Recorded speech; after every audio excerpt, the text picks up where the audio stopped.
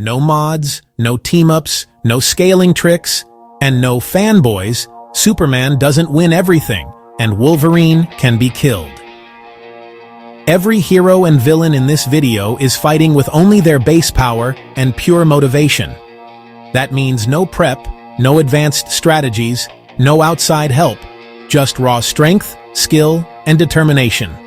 Over the next 35 minutes, we're putting every matchup to the test under these fair conditions. And trust me, the results might surprise you. Who actually dominates the battlefield when raw power and motivation decide the fight? Drop your picks in the comments. Let's see who really rules. No shortcuts, no team-ups, no prep, and yes, fanboys, Wonder Woman isn't invincible, and Storm can't just call the weather and win automatically. Today, both are fighting with just their base powers and pure skill. Wonder Woman's god-level strength and strategy go up against Storm's mutant weather mastery. Who really dominates when raw power and tactics decide the fight? Wonder Woman differs from her classic Earth-Zero depiction because she combines superhuman physical prowess with mastery of magical weapons, whereas Storm in the main Marvel continuity emphasizes long-range elemental attacks and flight to control the battlefield. Classic Wonder Woman relies on melee combat and defensive skill, while Storm uses weather manipulation to attack from a distance and maintain mobility. Both versions push their characters to extremes of strength and strategic thinking, but Storm's ability to strike unpredictably with lightning and control the environment gives her a tactical advantage. Wonder Woman's durability, combat skill, and magical arsenal make her a formidable opponent, yet her melee-focused approach is limited against ranged elemental attacks. She possesses superhuman strength, agility, endurance, and flight, allowing her to close distance quickly and withstand significant punishment. Her indestructible bracelets and lasso of truth can counter many attacks, providing defensive and offensive versatility. She is an expert tactician, able to read opponents and anticipate moves in battle. Despite all her abilities, she is vulnerable to attacks that bypass direct combat. Storm can generate lightning, wind, and storms with immense power and precision over large areas to control the battlefield and limit Wonder Woman's movement. Storm's attacks can disrupt or incapacitate Wonder Woman from range. In a direct confrontation, Wonder Woman might resist or deflect some attacks, but Storm can maintain offensive pressure from above and around her. Wonder Woman's combat skill and durability allow her to survive short bursts of elemental attacks, but prolonged assault overwhelms her defenses. Storm's control over the battlefield, range advantage, and flight ability give her a clear edge. Therefore, Storm wins by using flight, elemental strikes, and environmental control to neutralize Wonder Woman's melee advantages. No shortcuts, no team-ups, no prep, and yes, fanboys, Aquaman isn't automatically unbeatable, and Psylocke isn't just slicing her way to victory. Both are fighting with only their base powers and raw skill. The King of Atlantis faces off against Psylocke's psychic ninja mastery. Who actually dominates when strength, skill, and strategy decide the fight? Aquaman combines Atlantean superhuman physiology with mastery of both underwater and surface combat, whereas Psylocke emphasizes psychic and telekinetic attacks along with martial arts. Classic Aquaman relies on raw strength, durability, and telepathic control over marine life, while Psylocke uses psychic weapons and mental manipulation to control or harm opponents. Both versions push their characters to extremes of power and skill, but Aquaman's versatility in multiple environments and superhuman resilience gives him a tactical advantage over a human-level fighter. Psylocke's agility, psychic attacks, and swordsmanship make her a deadly opponent, yet her physical vulnerability leaves her exposed to sustained superhuman assault. Aquaman's strength, durability, and speed allow him to overwhelm normal humans and superhuman opponents alike. His trident provides both lethal reach and defensive capability. Telepathy over marine life gives him additional strategic options for attack or distraction.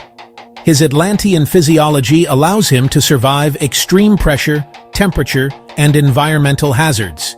Psylocke wields telepathy to manipulate minds and telekinesis to lift or strike opponents.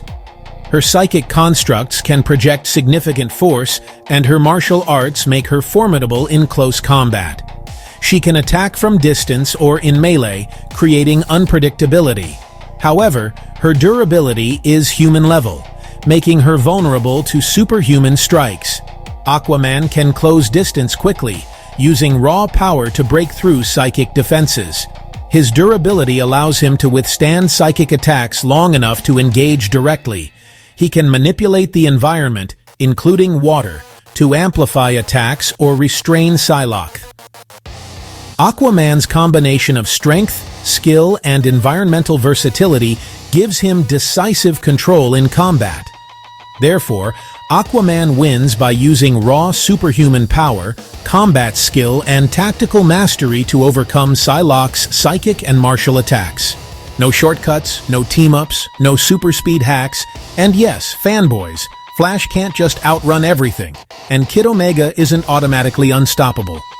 Both are fighting with only their base powers and pure skill. Scarlet Speed meets Omega-level telekinesis, who really dominates when speed and psychic power collide. Flash uses super speed, reflexes, and connection to the Speed Force to move, think, and react at extraordinary levels, while Kid Omega relies on telepathy and telekinesis to control the battlefield from a distance. Flash's abilities allow him to phase through matter, accelerate objects, and travel quickly across terrain, whereas Kid Omega can manipulate multiple targets mentally, create psychic constructs, and anticipate attacks through mind reading. Both characters operate at the extremes of their respective powers, but Kid Omega's psychic versatility allows him to counter speed and physical attacks before they land. Flash's mobility gives him offensive and defensive flexibility, yet he remains vulnerable to mental manipulation that bypasses physical defenses. Flash can accelerate objects or himself to deliver kinetic damage with precision, phase through walls, and use super speed to evade almost any attack. He has rapid healing and enhanced durability, allowing survival in extreme conditions. His connection to the Speed Force also provides some resistance to mental intrusion, but only temporarily. Strategic thinking is enhanced by accelerated cognition, letting him analyze threats in real time. Kid Omega wields telepathy capable of reading, controlling, or incapacitating opponents, allowing him to act before Flash can react.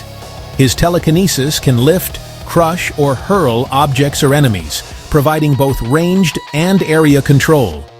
Kid Omega can manipulate groups simultaneously, giving him battlefield dominance. His intelligence allows prediction of opponent behavior, especially against predictable physical attacks. In battle, Flash may attempt to outmaneuver or overwhelm Kid Omega using speed, kinetic strikes, and phasing. Kid Omega can anticipate movements mentally and neutralize them with psychic force.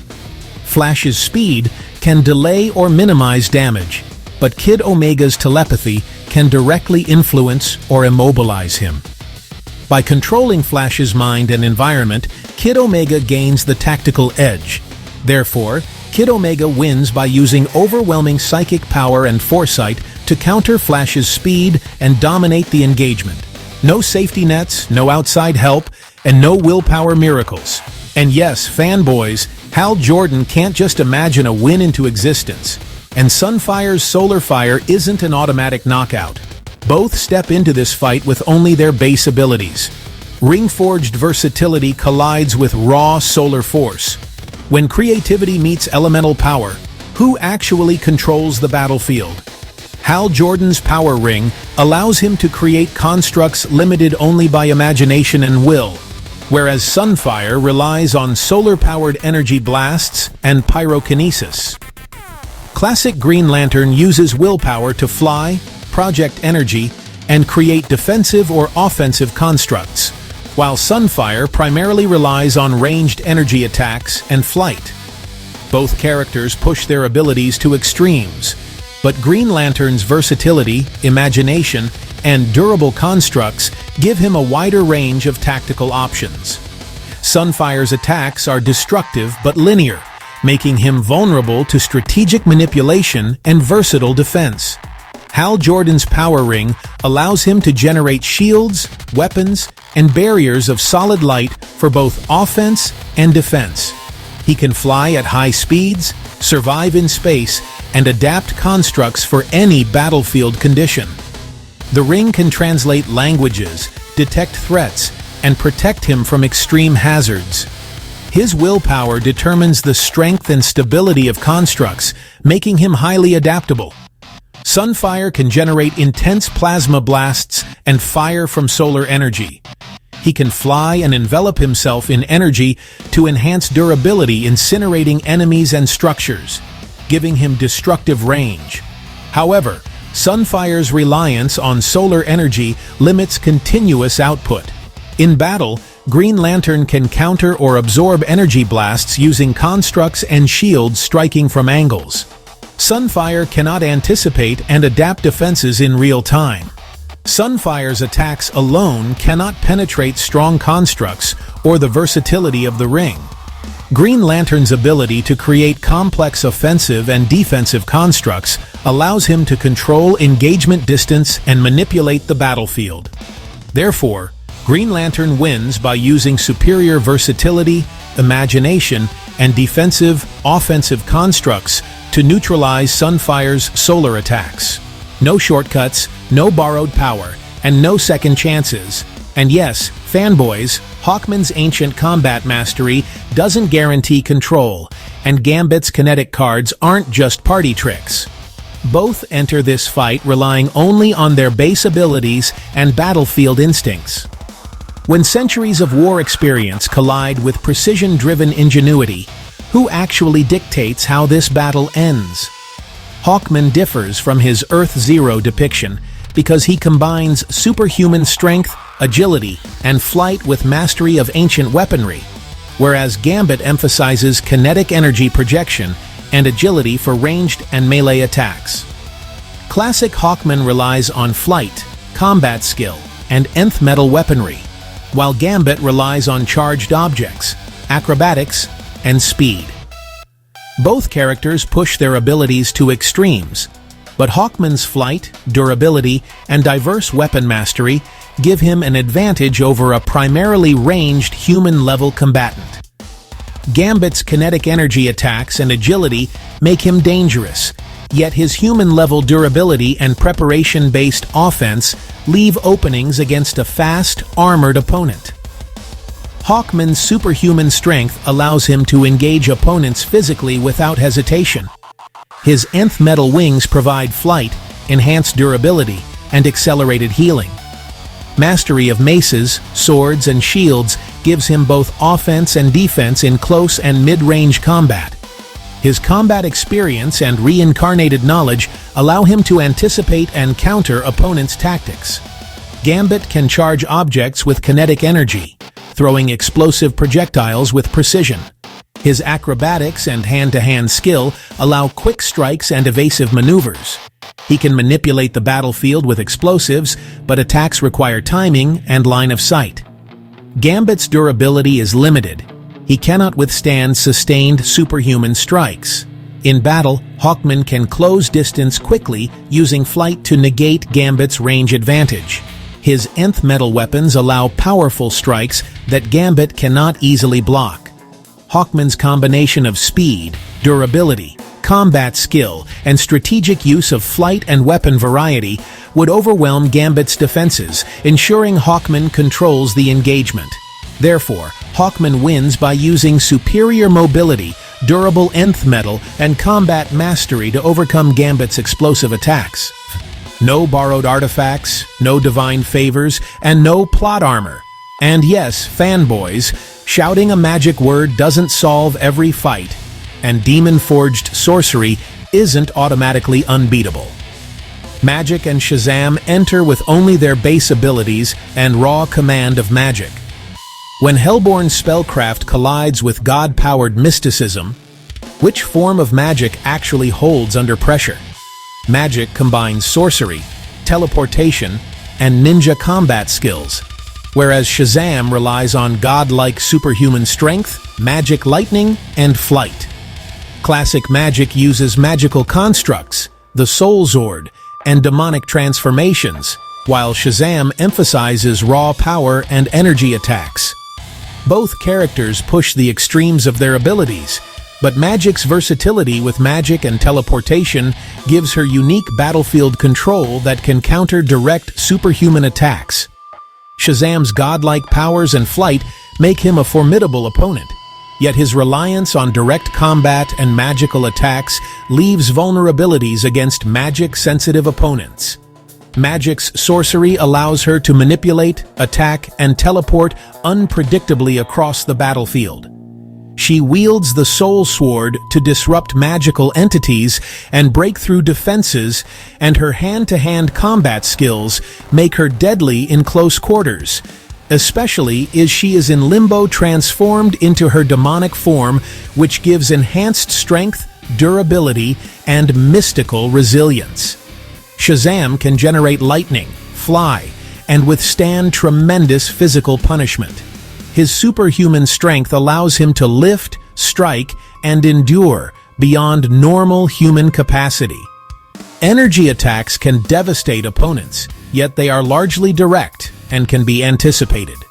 Shazam's combat experience is limited when in his youthful form, making him vulnerable to strategic magic users. In battle, Magik can evade or teleport around Shazam while striking with magical attacks. Her Soul Zord can counter magic-based energy and directly harm mystical defenses. Magik's mastery of limbo and sorcery allows her to control space and restrict Shazam's movement. Her combination of teleportation, magic, and strategic attacks ensures she maintains battlefield dominance. Therefore, Magik wins by using superior magic, teleportation, and mystical strategy to neutralize Shazam's godlike powers. No external amps, no reality resets, and no safety nets.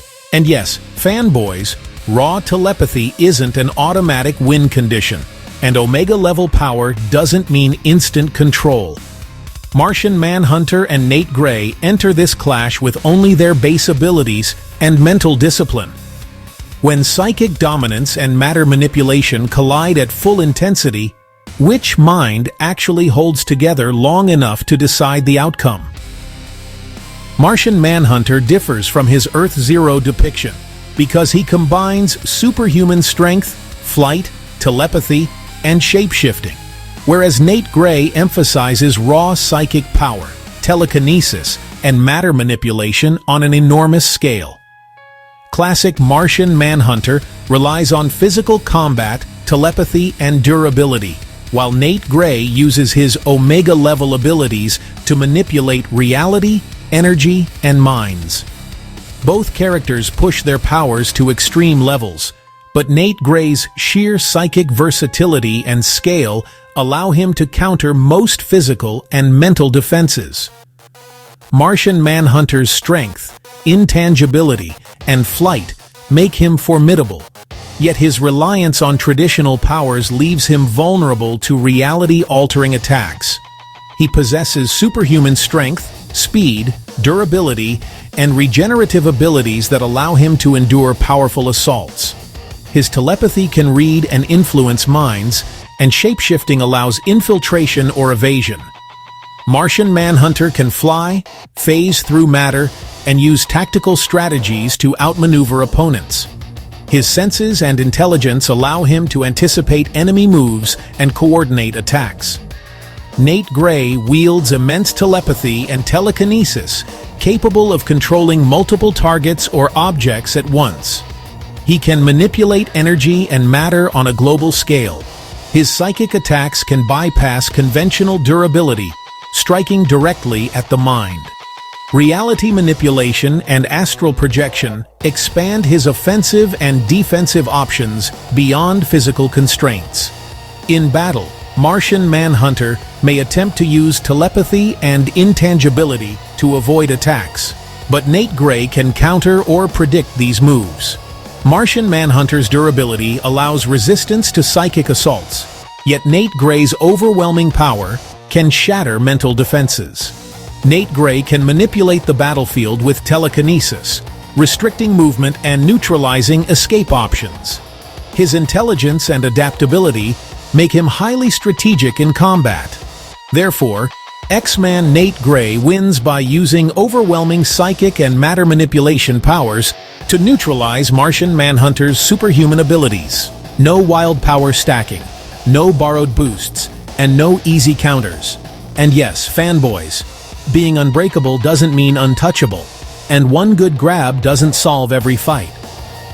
Plastic Man and Rogue step in with only their base abilities and combat instincts. When limitless elasticity meets strength that can rival the Hulk and drain what it touches, which advantage actually matters once the fight turns physical? Plastic Man relies on extreme elasticity and shapeshifting, whereas Rogue gains versatility by absorbing powers and abilities from her opponents. Classic Plastic Man uses stretching, contortion, and malleable durability to evade attacks and trap foes, while Rogue can copy powers to match or exceed her opponent's strengths. Both characters push their abilities to extremes, but Rogue's absorption allows her to turn Plastic Man's greatest asset, elasticity, into a temporary strength for herself.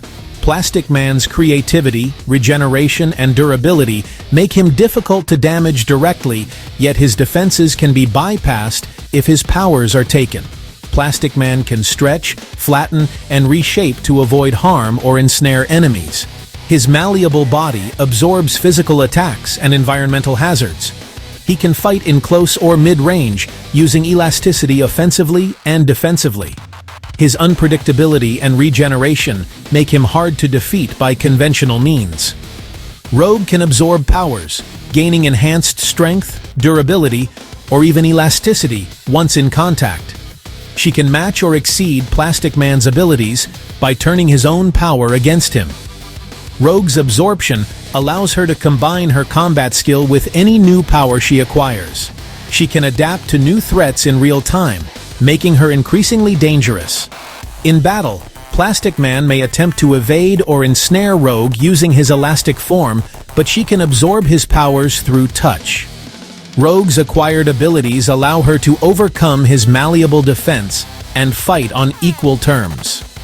She can exploit both his physical and strategic weaknesses while using his powers to strengthen herself. Strategic use of power absorption ensures Rogue dominates the engagement and controls the battlefield.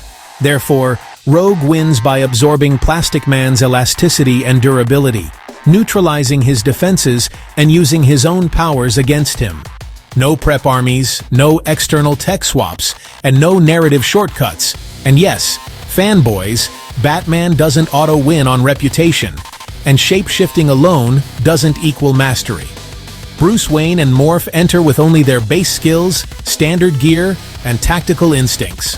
When perfect deception collides with elite pattern recognition and battlefield strategy, who actually figures out the truth fast enough to take control? Batman brings to this matchup the full extent of his tactical genius, physical conditioning, and investigative precision, making him one of the most capable non-metahuman combatants in any universe. Morph, by contrast, relies almost entirely on his shape-shifting, voice imitation, and disguise skills to create confusion or infiltration advantages. This fundamental difference establishes a battle between a planner who thrives on clarity and a mutant who thrives on misdirection. Batman's power scale includes mastery of martial arts, stealth execution, high-tech gadgetry, and an intellect that anticipates opponents well before conflict begins. His strategic mind allows him to analyze behavioral cues, inconsistencies, and micro-expressions, all tools that weaken the effectiveness of deception-based abilities. These strengths make him uniquely suited to confront foes whose powers rely on manipulating perception. Morph's power scale centers on the flexibility of his shape-shifting, enabling him to impersonate allies, alter his appearance instantly, and mislead opponents through identity confusion. However, His transformations do not grant durability, strength, or the combat abilities of the people he copies, which limits him against physically or tactically dominant opponents. His greatest asset is unpredictability, but his greatest limitation is that his abilities do not directly increase combat power. Batman's detective skills and sensory awareness allow him to recognize patterns Morph cannot suppress, even when copying someone perfectly. He can utilize technology such as thermal vision, heart rate scanners, and chemical tracers to bypass Morph's illusions entirely. Morph's attempts at deception are also weakened by Batman's psychological analysis, which exposes behavioral mistakes that betray false identities. As the confrontation becomes a contest of clarity versus illusion, Batman's disciplined mind steadily erodes Morph's tactical advantage. Morph's inability to match Bruce physically or outthink him strategically becomes increasingly evident. The more Morph transforms, the more data Batman gathers to identify vulnerabilities and counter each disguise.